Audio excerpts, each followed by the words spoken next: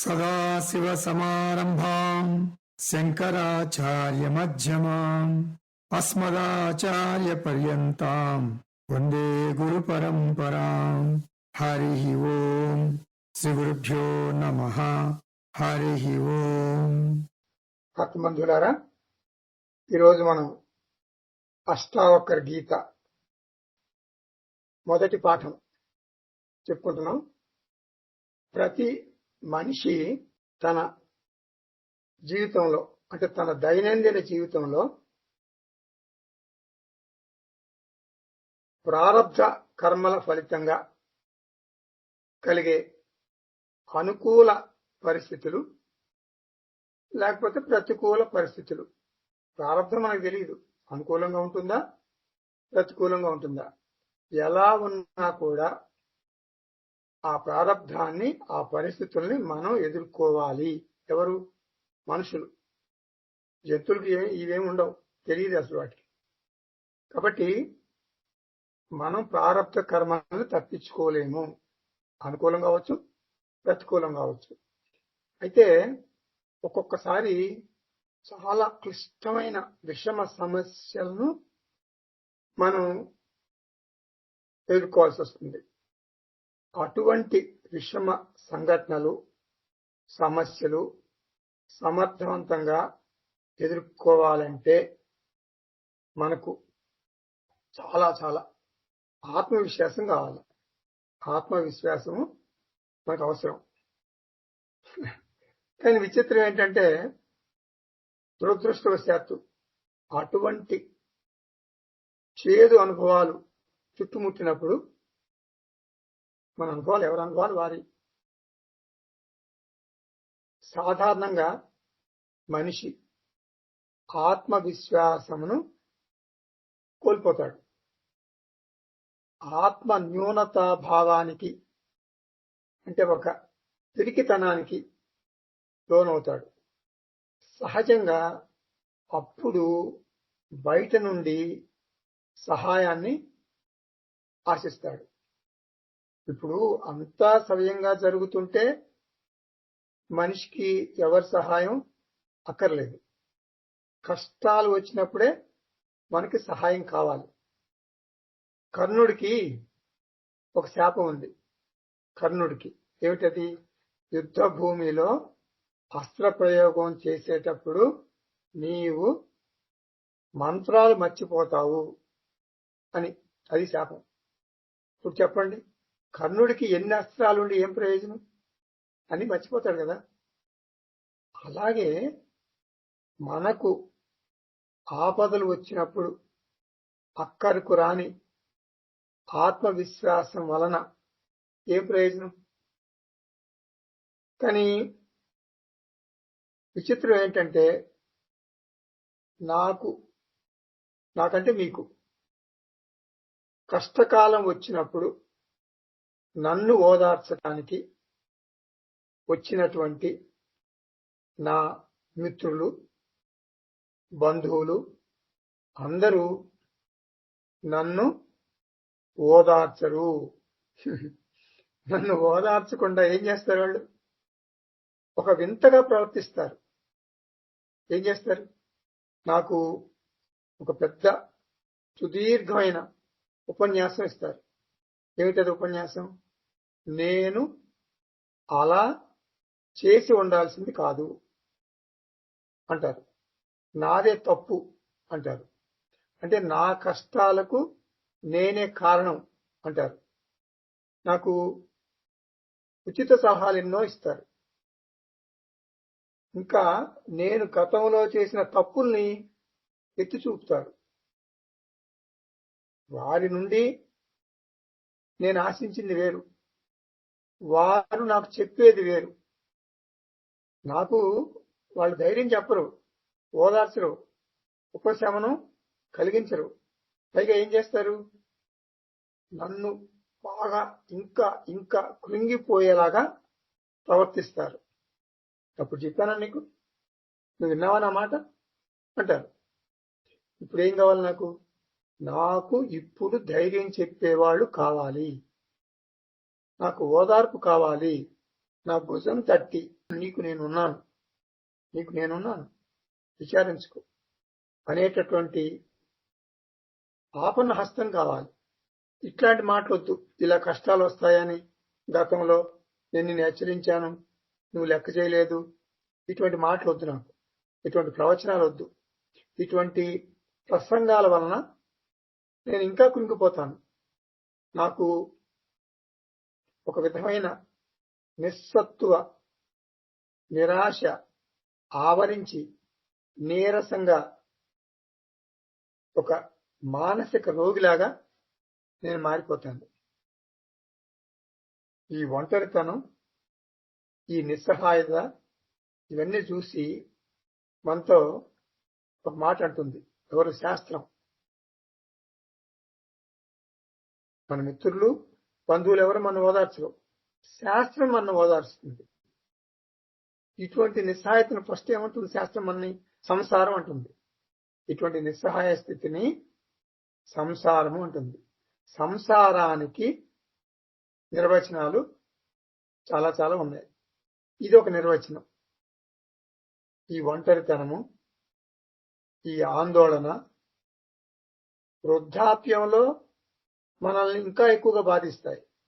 ఎందుకంటే మనకి వయసు పెరుగుతున్న కొద్దీ, వృద్ధాప్యం వచ్చే కొద్దీ శారీరకంగాను మానసికంగాను మనకు శక్తి లోపిస్తుంది, అంటే దృఢత్వం లోపిస్తుంది. నాకు పరిచయం లేని వాళ్ళు ఎలాగూ నాకు సహాయపడరు.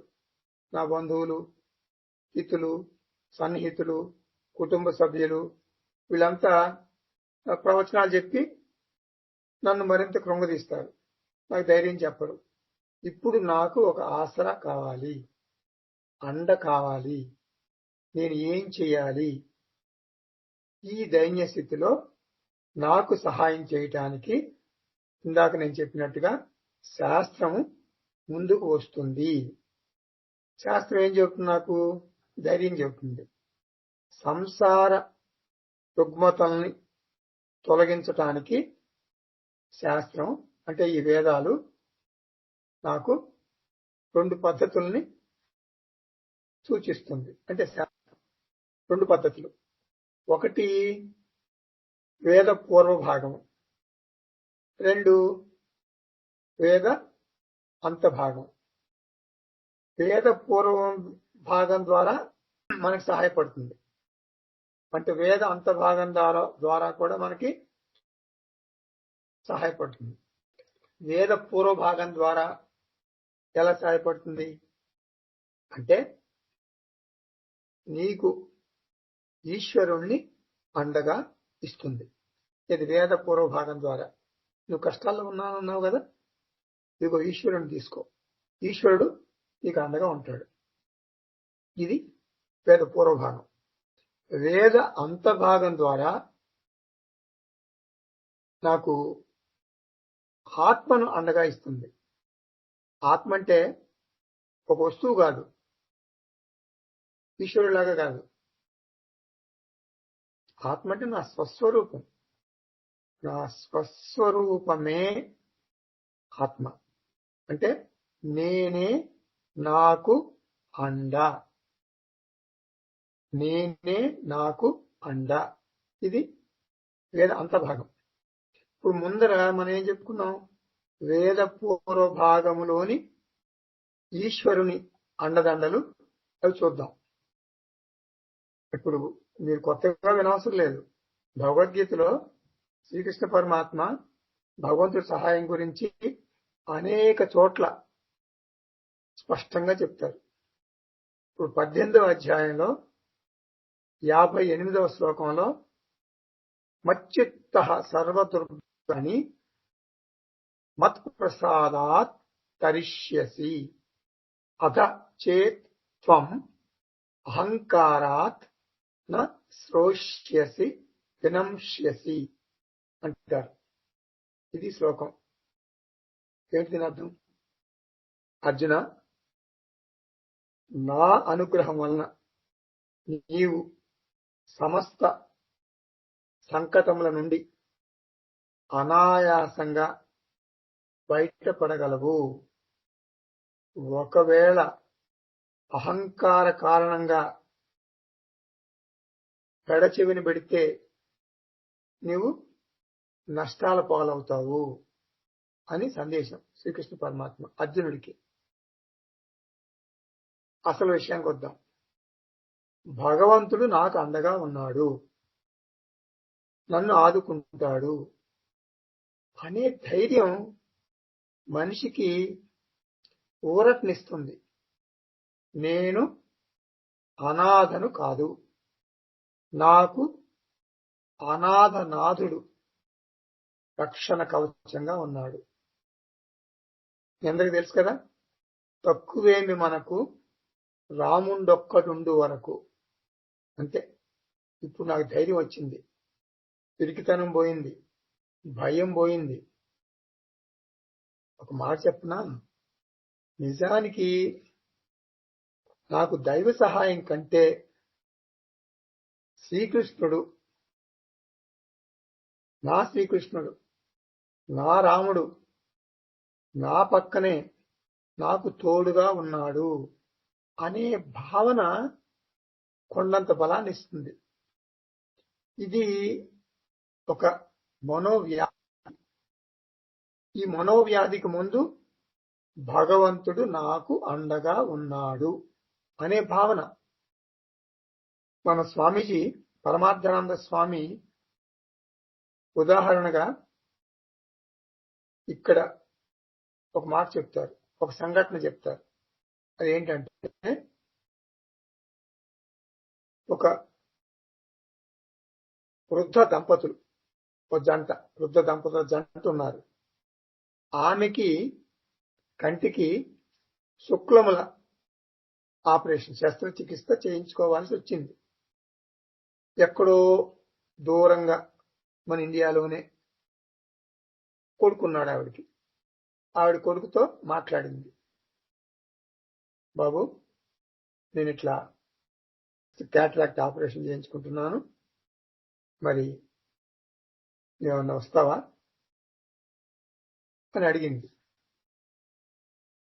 వెంటనే ఆ కొడుకు ఏమంటాడంటే, అమ్మా నేను వచ్చేస్తానమ్మా, నేను ఒక 4 రోజులు ఉంటాను, నీ దగ్గర ఉంటాను, నీ కంట్లో ముందేస్తాను, క్యాటరాక్ట్ ఆపరేషన్ నేనే దగ్గరుండి చేయిస్తాను అని ధైర్యం చెప్తాడు. ఎవరు? కొడుకు. ఎక్కడో పూనాలో ఉన్నాడు. ఓదారుస్తాడు.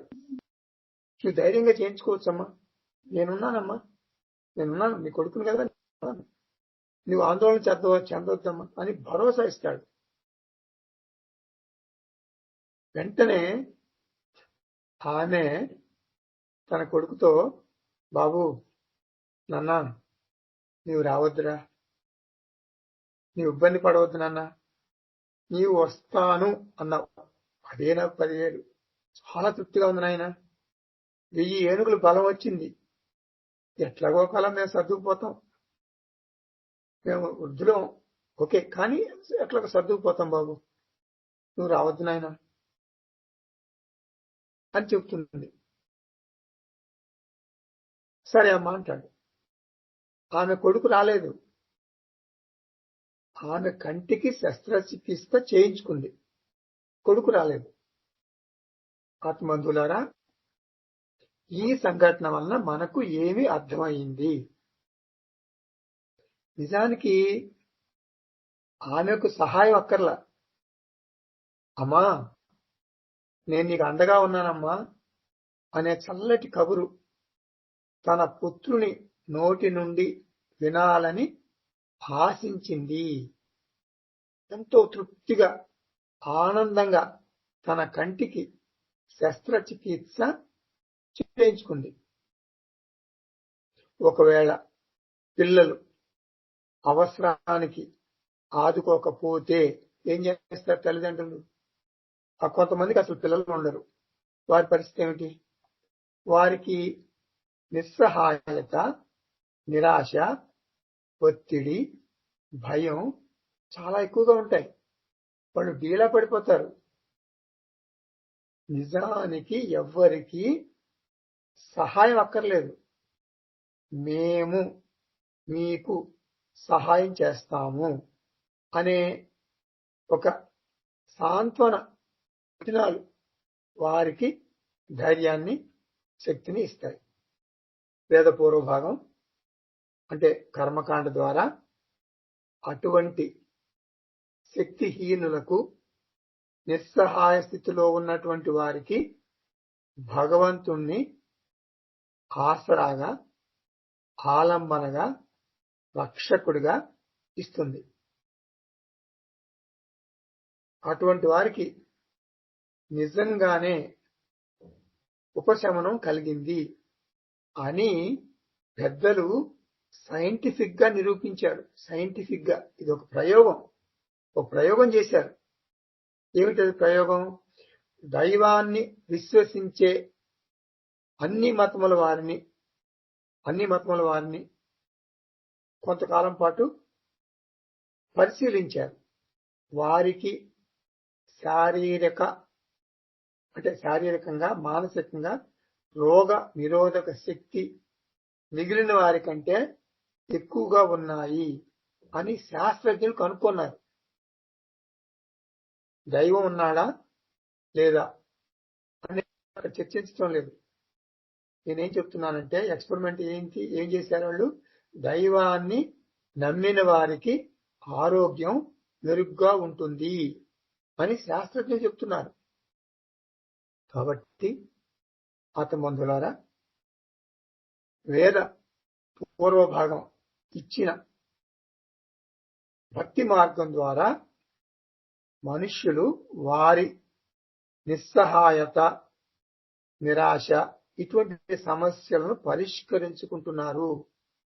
భగవంతుడి గురించి మీ ఆలోచన విధానం, మీ దృక్పథం వేర్వేరుగా ఉండొచ్చు.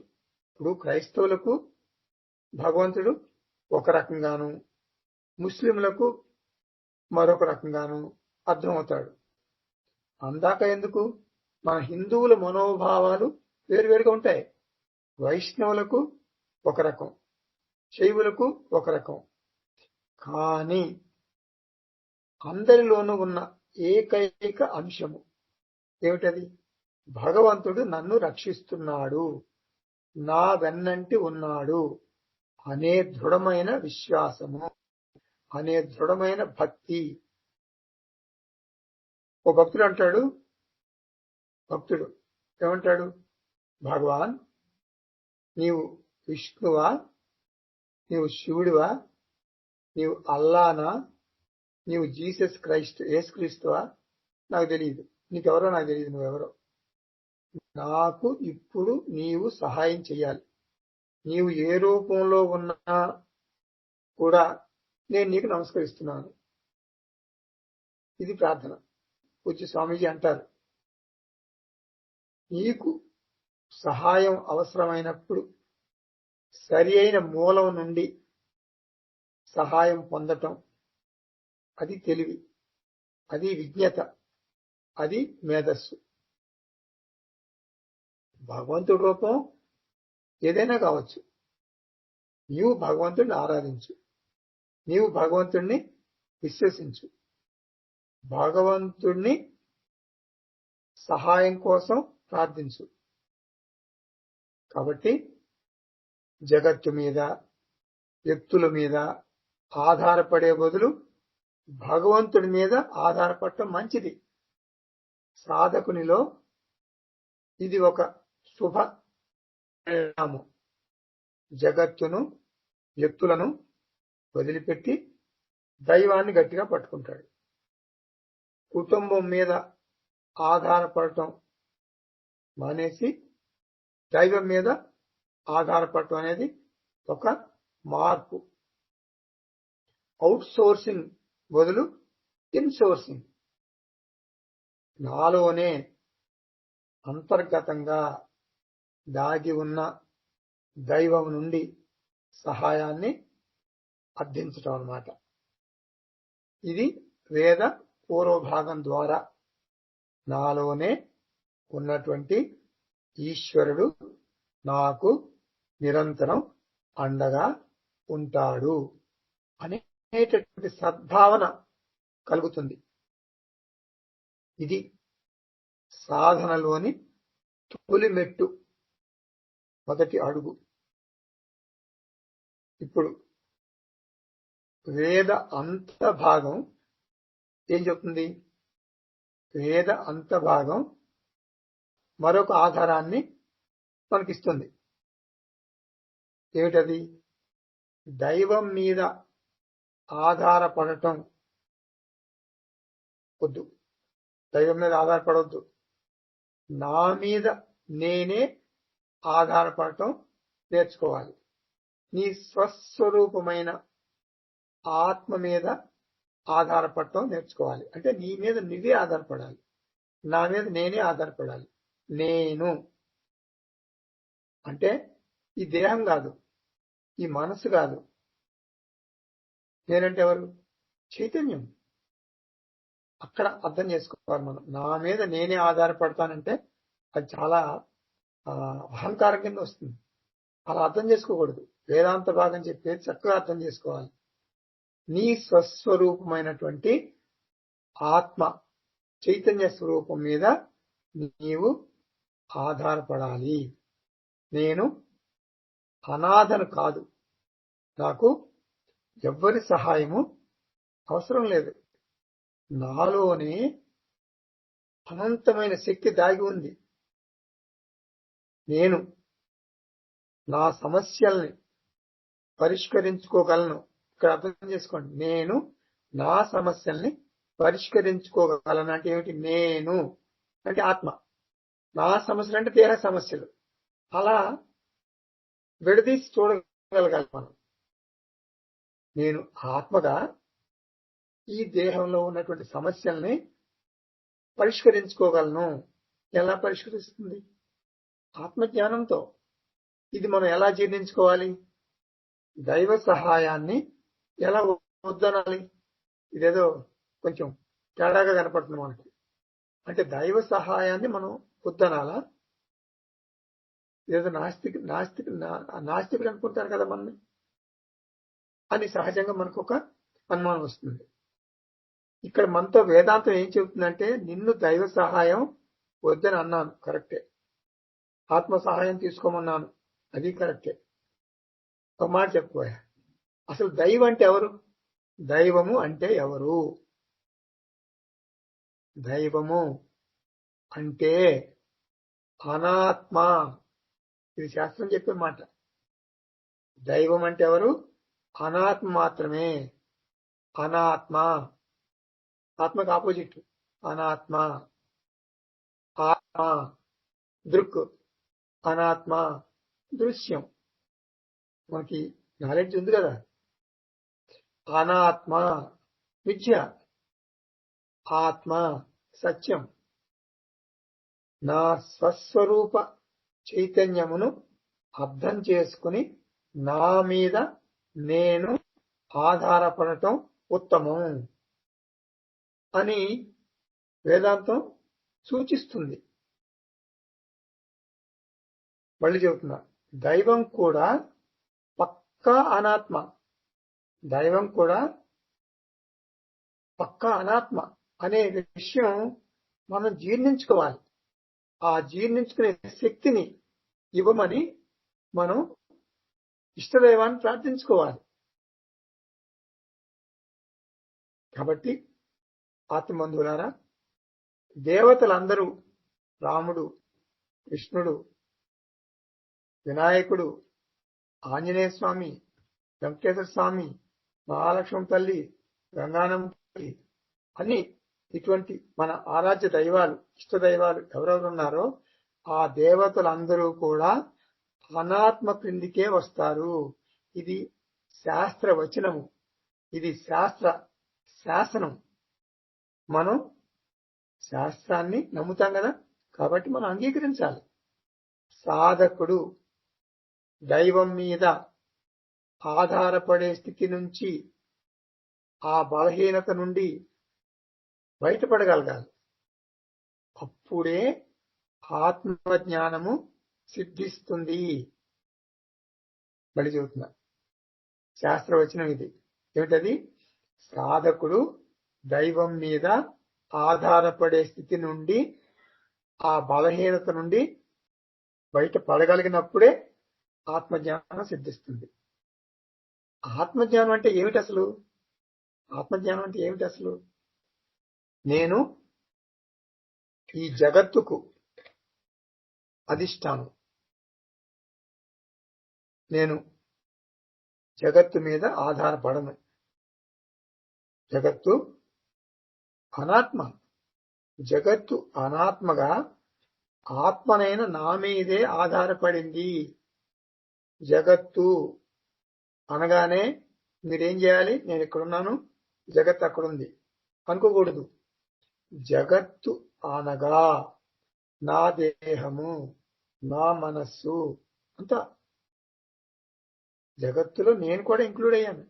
నా కుటుంబ సభ్యులు ఇంక్లూడ్ అయ్యారు. నా ఆఫీస్ ఇంక్లూడ్ అయింది. అంతా ఇంక్లూడ్ అయింది. నా నా నా ఆస్తిపాస్తులు ఇంక్లూడ్ అయిపోయినాయి అన్ని. అది జగత్ అంటే. నేను జగత్తు మీద ఆధారపడను. జగత్తు అనాత్మగా ఆత్మనైన నా మీదే ఆధారపడింది. కాబట్టి నేను స్వతంత్రం. నేననగానే ఆత్మ, గుర్తుపెట్టుకోండి. ఈ దేహం కాదు. దేహం ఫిజికల్ గా ఆధారపడాలి, తప్పదు. దేహం ఎప్పుడు కూడా ఫిజికల్ గా, భౌతికంగా, లౌకికంగా ఆధారపడాల్సిందే. అది తప్పించుకోలేము. ఆత్మగా చెప్తున్నా. కాబట్టి నేను ఆత్మగా, నేను స్వతంత్రం, నేను నిత్యం, నేను సత్యం. నేనెవరిని? చైతన్య స్వరూపం. నేను నిత్యమైన ఆత్మను, అనిత్యమైన దేహం కాదు. ఇలా గట్టిగా అనుకుని నాకు అసంతృప్తి లేదు. ఎందుకు? నేను పూర్ణం కదా, కొరత లేదు, వెలితి రాదు. అహం పూర్ణ. ఇటువంటి ఆలోచన సరళి, దీన్ని ఆత్మజ్ఞానం అంటాం. ఇలాంటి ఆలోచన ధోరణి మనం ఆత్మజ్ఞానం అంటాం. ఈ మిథ్యా జగత్తు, ఈ మిథ్యా దైవం, దైవం మిథ్య, నాకు సహాయపడలేరు. దైవం ఎందుకు మిథ్య? అనాత్మ. కృష్ణుడికి పుట్టుకుంది, మరణం ఉంది. రాముడికి పుట్టుకుంది, మరణం ఉంది. అవి అవతరిస్తాయి, అంతరిస్తాయి. మళ్ళీ ఉదాహరణకు వచ్చేస్తున్నా. కంటికి శస్త్రచికిత్స చేయించుకున్న ఆమెకు కొడుకు రాలేదు. కొడుకు నాకు ఆసరాగా ఉన్నాడు అనే ఆలోచన ఆమెకు కొండంత ధైర్యాన్ని ఇచ్చింది. కాబట్టి ఆత్మందులారా, సంసారము అంటే సంఘటనలు కాదు. సంసారం అంటే పిరికి ఆలోచనలు, భయం, అధైర్యం. అదే సంసారం. వేదాంత బోధను సరిగా అర్థం చేసుకుని మన ఆలోచన విధానాన్ని మనం మార్చుకోవాలి. దీన్ని ఏమంటారు శాస్త్రంలో? నిధిధ్యాసనం అంటారు. నిధిధ్యాసనము. నిధిధ్యాసనం అంటే ఏమిటి? కళ్ళు మూసుకుని ఇట్లా ఎరెక్ట్ గా పెట్టి మరి బాడీని చూసుకుంటూ కూర్చోవటం కాదు. నిధిధ్యాసనం అంటే ఏదో మాట వరుసకి ధ్యానం అంటాం కానీ అది నిజంగా ధ్యానం కాదు. నిధిధ్యాసనం అంటే ఆలోచన విధానం. మనం ఆలోచన విధానంలో మార్పు నిధిధ్యాసనం అంటారు. మార్పు మనందరిలో ఉంది. జ్ఞాన యోగం అంటే ఎవరికి తెలియదు? ఆత్మ లక్షణాలను చెప్పండి అంటే మీరు టక 15 లక్షణాలు చెప్తారు. అనాత్మ లక్షణాలు 15 చెప్తారు. నేను అనాత్మ కాదు, ఆత్మని అంటారు. అందరూ అట్లాగే అంటాం. కానీ ప్రాక్టికల్ గా ఉండం. మనం కదిలిపోతాం. ఒక సమస్య వస్తే కదిలిపోతాం. సమస్య వస్తే నేను అనాత్మనని అంటాం. సమస్య వచ్చినా సమస్య రాకపోయినా ఆత్మస్థితిలో ఉండగలగాలి. ఆత్మజ్ఞానాన్ని అడ్డం పెట్టుకుని మన దేహ సమస్యల్ని పరిష్కరించుకోగలగాలి. దేహ సమస్యలు స్టాక్ అయిపోతాయి ఆత్మజ్ఞానంలో మనం నిలబడగలిగితే. కాబట్టి ఆత్మబంధువులారా, వేదాంతమును గుడ్డిగా, యాంత్రికంగా, ఒక మరమనిషిలాగా అధ్యయనం చేయకూడదు. క్లాసులో అహం బ్రహ్మాస్మి. క్లాసులో ఏమంటాం మనం? వేదాంత క్లాసులో అహం బ్రహ్మాస్మి చెప్పులేసుకుని బయటకు వెళ్ళిపోతాం క్లాస్ అయిన తర్వాత. ఏదైనా ఒక చిన్న సమస్య ఎదురైతే బెదిరిపోతాం, కదిలిపోతాం, చెలించిపోతాం. వేదాంత జ్ఞానాన్ని, ఆత్మ జ్ఞానాన్ని నిన్ను నీవు మార్చుకోవటానికి వినియోగించుకో. నీ భావన పరంపర మార్చుకో. అహం పూర్ణ, అహం నిత్య, అహం సత్య, అహం సర్వగత. మాట్లాడతావు కదా, ఇట్లా చెప్తావు కదా. అలా చెప్పి ఏమంటున్నావు? నాకు దిక్కు లేదు అని దిగులుతో ఆసుపత్రికి వెళ్తావు. ఆసుపత్రికి సహజంగా దేహ సమస్యలు వస్తే వెళ్తాం. ఆసుపత్రికి పోతే రోగం తగ్గొచ్చు, తగ్గకపోవచ్చు. కానీ ఆలోచన విధానం ఆసుపత్రిలో కూడా ఎలా ఉండాలి? నాకు అండగా ఈ జగత్తుంది, అట్లా అనుకుంటే జబ్బు తగ్గుతుంది. కొంతమంది ఏమనుకుంటారు? నాకు అండగా నీ యొక్క ఆధ్యాత్మిక స్థాయిని బట్టి అనుకుంటావు నువ్వు. నాకు అండగా జగత్తుందంటే నా కుటుంబం ఉంది, నా పిల్లలు ఉన్నారు, అందరూ ఉన్నారు, నాకు అండగా, నాకు జబ్బు తగ్గిపోతుంది, నాకేం భయం అనుకుంటాం. అదొక విధానం. ఇంకా నువ్వు కర్మయోగం అయితే నాకు అండగా దైవం ఉన్నాడు, నా కృష్ణుడు నా వెన్నంటే ఉన్నాడు, ఇది పక్కనే ఉన్నాడు అని భావన చేసుకుంటాం. ఇంకొంచెం ఆధ్యాత్మికంగా ఎదిగితే నాకు ఆత్మభావంలో ఉన్నాను, నాకు ఎవరి సహాయం అవసరం లేదు, ఎందుకంటే అహం పూర్ణ, అంతా నాలోనే ఉంది, దైవం కూడా నాలోనే ఉన్నాడు, అంతా నాలోనే ఉన్నాడు. మిథ్య జగత్తు, మిథ్య దైవం, నాకేం సహాయం చేస్తారు? దైవం నా మీద ఆధారపడింది, జగత్తు నా మీద ఆధారపడింది. నేను ఆత్మగా అందరికీ అధిష్టానం. నా నీడ నాకు హెల్ప్ చేస్తుందా? అది నా నీడ. మిథ్య, మిథ్య నాకు ఎందుకు హెల్ప్ చేస్తుంది? ఎలా చేయగలదు అసలు? కాబట్టి ఆసుపత్రికి వెళ్ళినప్పుడు, మన ఆసుపత్రిలో బెడ్ మీద ఉన్నప్పుడు నా వెనక జగత్తుంది అనుకో, నీకు జబ్బు తగ్గిపోతుంది వెంటనే. అంటే ఆలోచన విధానం. నా వెనక దైవం ఉన్నాడు, నీకు జబ్బు తగ్గిపోతుంది. నా వెనక ఆత్మ ఉంది, ఇటువంటి భావనతో ఆసుపత్రిలో ఉంటే ఈ జబ్బు తగ్గడానికి ఆస్కారం ఉంది. ఈ దేహంలో గాని, ఈ జగత్తులో గాని ఏ సంఘటన జరిగినా అది నన్ను చెలింపజేయలేదు. బాహ్యంలో జరిగే సంఘటనలు సంసార కారణం కాదు, అవి సామాన్య కారణం. ఇందాక చెప్పాను కదా, పిరికి మనస్సు, పిరికి ఆలోచనలు, అటువంటి మనసు విశేష కారణం. కాబట్టి నేను ప్రయత్నపూర్వకంగా నిధిధ్యాసనం చేస్తాను. నిధిధ్యాసనం అనగానే ఆత్మ లక్షణాలని పదే పదే గుర్తు చేసుకోవటం, కిందకి జారకుండా నేను ఆత్మను అని అనుకోవటమే నిధిధ్యాసనం. మనం చాలాసార్లు అనుకుంటాం కానీ కిందకి జారిపోతాం. ఎవరన్నా మన ఒక మాట అంటే కుంగిపోతాం, 10 మంది చెప్పుకుంటాం. ప్రతి నిత్యం చేయాలి నిధిధ్యాసనం. ప్రతి నిత్యం నిద్ర లేస్తూనే నేను సర్వవ్యాపకమైన చైతన్యాన్ని అని అనుకోవాలి. సత్యమైన ఆత్మజ్ఞానాన్ని మనస్సు నిండా స్థిరంగా నింపుకోవటమే నిధిధ్యాసనం. సింహంలాగా బతుకు అంటుంది శాస్త్రం. మనకు ఒక శ్లోకం కూడా చెబుతుంది శాస్త్రం, సింహంలాగా బతుకోయా నువ్వు. ఏకోహం అసహాయోహం కృశోహం అపరిచ్ఛద స్వప్నేమి ఏవం విధా చింత మృగేంద్రస్య న జాయతే. ఇది ఒక సుభాషిత శ్లోకం. సింహంలాగా ఉండు. సింహం ఇటువంటి పిరికి ఆలోచనలు ఎప్పుడు చేయదు. ఇటువంటి పిరికి ఆలోచనలు ఒక 4 ఆలోచనలు చెప్తారు, అవి ఎప్పుడు చేయదు సింహం. ఒకటి ఏమిటి? ఏకోహం, నేను ఒంటరిని అని బాధపడటం. ఇప్పుడు ఒంటరి వేళ వయసు పెరిగిన కొద్దీ నీ తోటి వాళ్ళంతా చనిపోతుంటారు కదా, అది సహజం కదా. ఇప్పుడు నీ ఏజ్ గ్రూప్ లో నీకు 75 ఏళ్ళు, నీ ఏజ్ గ్రూప్ లో వాళ్ళు 90% చచ్చిపోయారు, ఇంకా 10% మిగిలారు, నువ్వు లైన్ లో ఉన్నావు. ఇది సహజం కదా, ఇది సత్యం కదా. ఎందుకు బాధపడుతున్నావు? వద్దు. రెండోది అసహాయ. అహం అసహాయ, నేను నిస్సహాయుణ్ణి. ఎందుకు అవుతావు నిస్సహాయుణ్ణి? ఎట్లా అవుతావు? నీకు ఆత్మస్వరూపం స్వస్వరూపం తెలుసుకోగలిగితే నువ్వు నిస్సహాయుడు ఎట్లా అవుతావు? నువ్వు దేహం కాదు కదా. కృశ అహం, నేను బలహీనుణ్ణి. అపరిచ్ఛద, నాకు ఎవరి మద్దతు లేదు.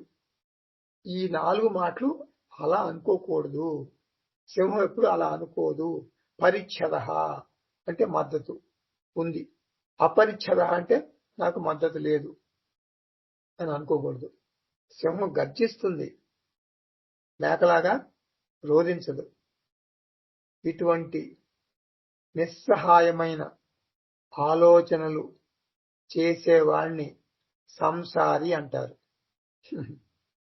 ఇటువంటి బేలతనం ఉన్నవాణ్ణి, నిస్సహాయ స్థితిలో ఉన్నవాణ్ణి, ఇలాంటి పిరికి ఆలోచనలు చేసేవాణ్ణి సంసారి అంటారు.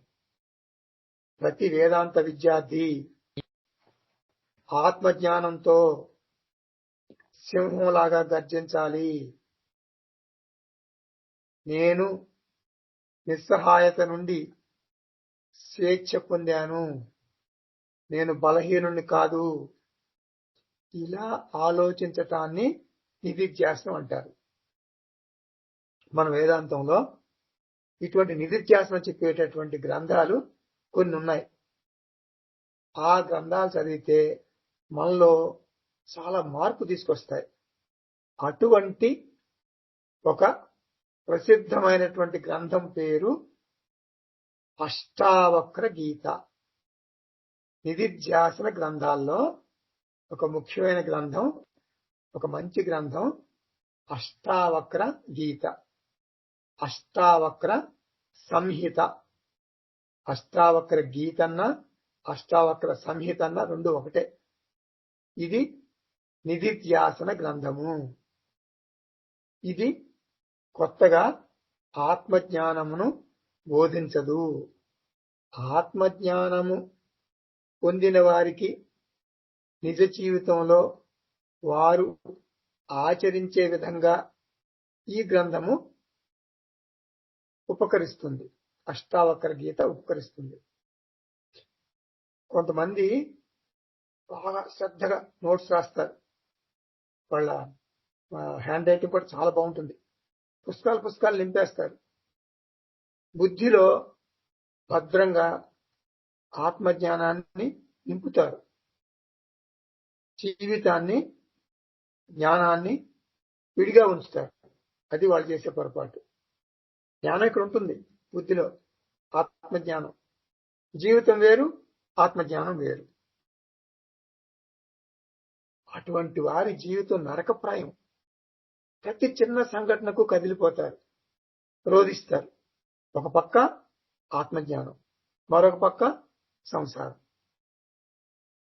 ఈ రెండింటినీ చక్కగా ఏకకాలంలో వారు విజయవంతంగా కొనసాగిస్తారు.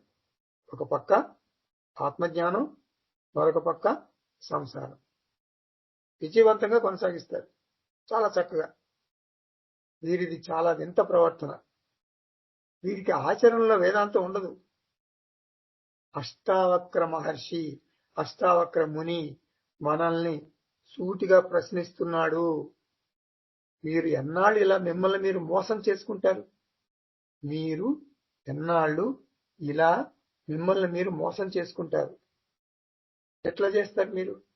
నేను వేదాంత అధ్యయనం పూర్తి చేశాను, ఒక 20 పుస్తకాలు, పెద్ద పెద్ద లావు పుస్తకాలు, నోట్ బుక్స్ రాసుకున్నాను, నోట్స్ చాలా బాగా రాసుకున్నాను, అయినా కూడా బలహీనమైన సంసారిగానే మిగిలిపోయాను అని చాలా మంది సాధకులు నిస్సహాయంగా చతికిలు పడతారు.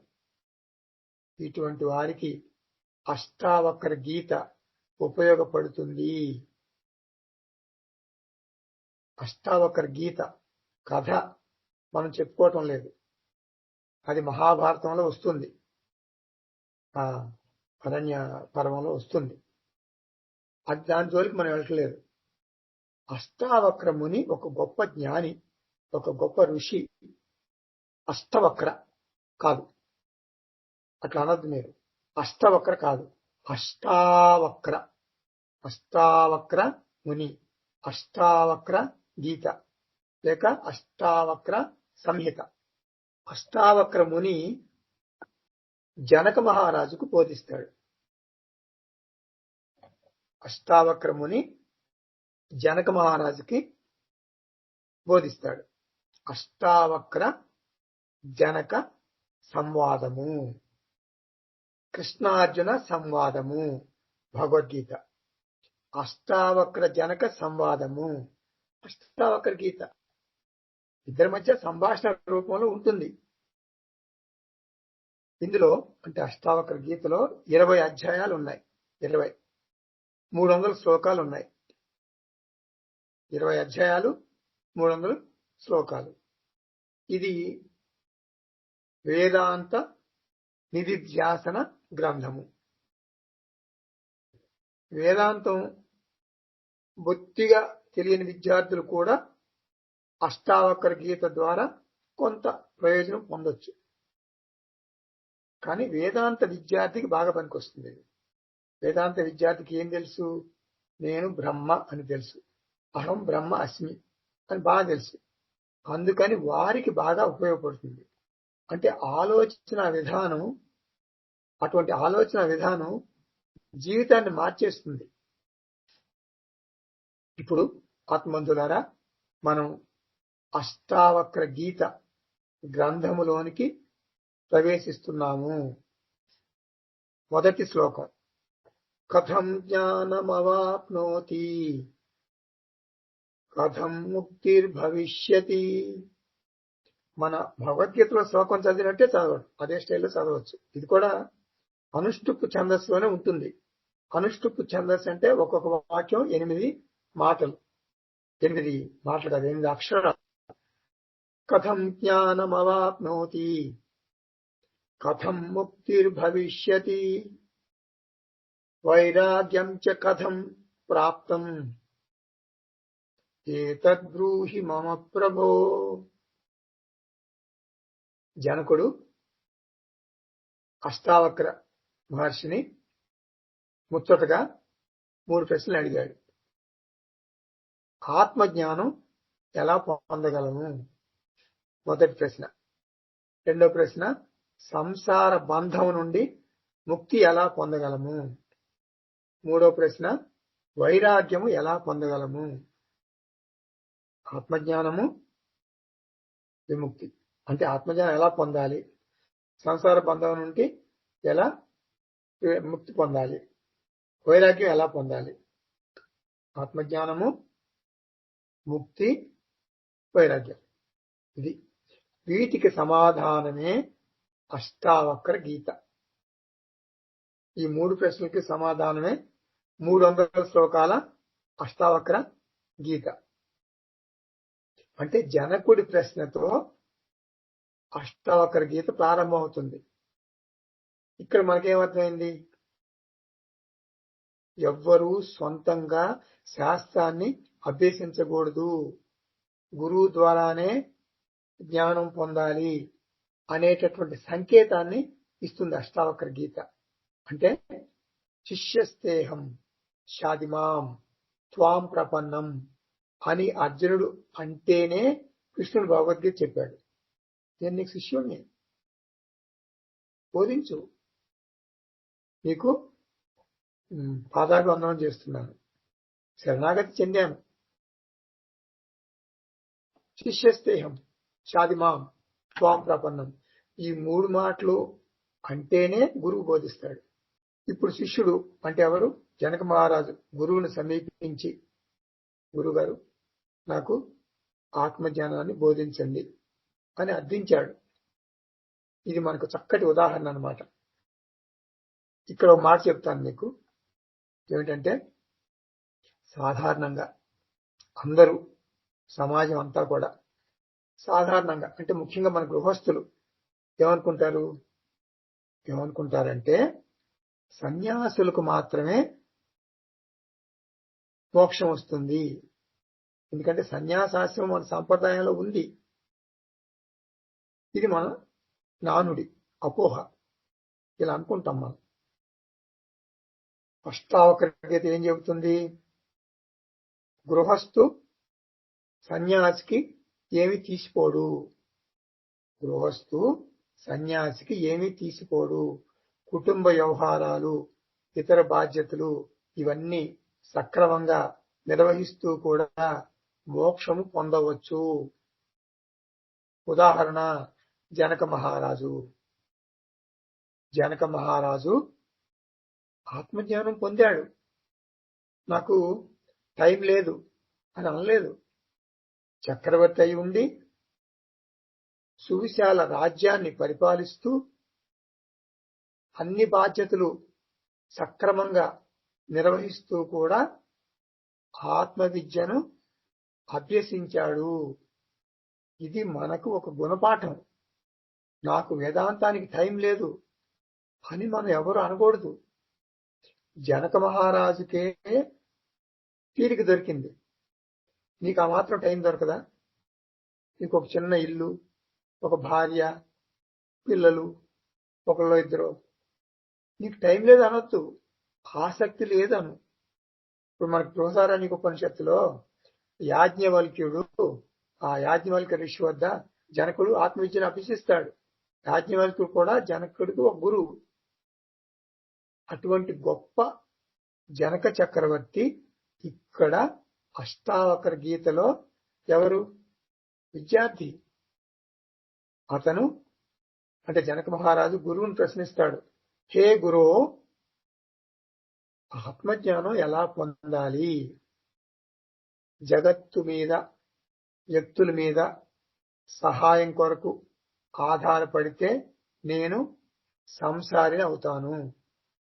సమస్యలు వచ్చినప్పుడు దైవ సహాయం కోరితే నేను భక్తుణ్ణి అవుతాను, కర్మయోగిని అవుతాను. ఆత్మ మీద ఆధారపడితే నేను జ్ఞానయోగిని అవుతాను. వేదాంత క్లాసులకు వెళ్ళినంత మాత్రాన నేను జ్ఞానయోగిని కాలేను.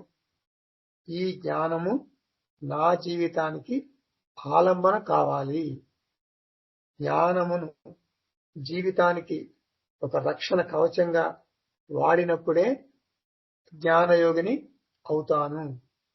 ఈ జ్ఞానము నన్ను రక్షిస్తుంది అని గట్టిగా మనం ఒక సంకల్పం తీసుకోవాలి. ఇప్పుడు మనకి నైష్కర్మ్య సిద్ధి అనే గ్రంథంలో సురేశ్వరాచార్య ఒక మాట అంటారు. వేదాంతంలో 3 ముఖ్యమైన విషయాలు ఉంటాయి. 1 నిశ్చయము, 2 సంకల్పము, 3 అభ్యాసము. నిశ్చయము, సంకల్పము, అభ్యాసము. ఈ 3 ఉంటేనే మనకి ఆత్మజ్ఞానం వస్తుంది. నేటి నుండి ఏ సమస్యలు ఎదురైనా నేను ఆత్మజ్ఞానములో దానికి సంబంధించిన ఒక అంశాన్ని ఎన్నుకుని ఉపశమనం పొందుతాను. ఇది నిశ్చయం. నేటి నుండి ఏ సమస్యలు ఎదురైనా నేను ఆత్మజ్ఞానంలోని ఏదో ఒక అంశం, దానికి సంబంధించిన అంశాన్ని పెట్టుకుని నేను ఉపశమనం పొందుతాను. ఇది నాకు శ్రీరామ రక్ష. ఇది నిశ్చయం అన్నమాట. 2 సంకల్పం చెప్పాను కదా. నేటి నుండి శాస్త్ర బోధను ఒక కవచంగా మలుచుకుని నా సమస్యల్ని నేనే ఆత్మజ్ఞానంతో పరిష్కరించుకుంటాను. ఇది నా సంకల్పం. ఇక 3వ విషయానికి వస్తున్నాను. నేటి నుండి అంటే ఈ క్షణం నుండి నేను నా నిజ జీవితంలో, దైనందిన జీవితంలో ఆత్మజ్ఞానమును ఆచరిస్తాను. ఇది అభ్యాసము, అనుష్ఠాన వేదాంతము, వాచా వేదాంతము కాదు. వేదాంత విద్యార్థికి సమస్యలు వచ్చినప్పుడు ఆ సమస్యకు సంబంధించిన వేదాంతంలోని పరిష్కారము అప్రయత్నంగా గుర్తుకు రావాలి, గుర్తుకొస్తుంది. ఆ సమస్య శాస్త్ర బోధతోనే పరిష్కారం అవుతుంది. శ్రీకృష్ణుడు భగవద్గీతలో ఈ సందర్భంలో ఇలా అన్నాడు అని మనకు వెంటనే ఒక శ్లోకం జ్ఞాపకం వచ్చేస్తుంది. సందర్భోచితంగా ఒక శ్లోకం జ్ఞాపకం వచ్చేస్తుంది. మనకు సమస్య వచ్చినప్పుడల్లా దానికి సంబంధించిన భగవద్గీత ఒక శ్లోకం వచ్చేస్తుంది మనకి. మీరు పట్టుకోగలిగితే ఒక ఉదాహరణ చెప్తాను నేను. దుష్యంతుడు చెప్పండి. దుష్యంతుడు ఎక్కడికి వెళ్ళాడు? శకుంతల దగ్గరికి వెళ్ళాడు. ఒక క్షణంలో దుష్యంతుడు శకుంతల్ని గాంధర్వ వివాహం చేసుకున్నాడు. అది సాధ్యమా? ఆయన మహారాజు అంటే శకుంతల రాణి అయిపోతుంది కదా. ఆత్మజ్ఞానంతోనే అది సాధ్యం. దుష్యంతుడికి ఆత్మజ్ఞానం ఉంది కాబట్టి ఒక క్షణంలో అటువంటి నిర్ణయం తీసుకుని గాంధర్వ వివాహం చేసుకుని శకుంతలను భార్యగా తీసుకున్నాడు. ఆత్మజ్ఞానం ఉంది కాబట్టే శకుంతలు నేను గుర్తుపట్టలేదన్నాడు. ఎందుకంటే ప్రజలే అంగీకరించాలి. తనకు తెలుసు శకుంతల భార్య అని, ప్రజలందరూ అంగీకరించాలి కదా. అందుకని ఒక నాటకీయంగా నడుపుతాడు కదా. ప్రజలందరూ అంగీకరిస్తారు దుష్యంతుడికి శకుంతల భార్య అని. ఇవన్నీ దుష్యంతుడికి ఆత్మజ్ఞానం ఉండటం వల్లే జరిగినాయి. ఇలా నిశ్చయము, సంకల్పము, అభ్యాసము నన్ను ముక్తునిగా మారుస్తుంది, జీవన్ముక్తునిగా మారుస్తుంది. లేకపోతే నాకు ఎప్పుడూ మోక్షం రాదు, ఎప్పటికీ రాదు. అందుకే జనకుడు గురువుని ప్రశ్నిస్తున్నాడు. ఏమని ప్రశ్నిస్తున్నాడు? కథం జ్ఞానం అవాప్నోతి. మొదటి ప్రశ్న. కథం ముక్తిర్ భవిష్యతి. రెండో ప్రశ్న. వైరాగ్యం చ కథం ప్రాప్తం. ఏతత్ మమ బ్రూహి. నాకు బోధించు. కానీ నాకు వేదాంతం తెలుసు, కానీ నిజ జీవితంలో ఆచరణలో పెట్టడం నాకు తెలియదు.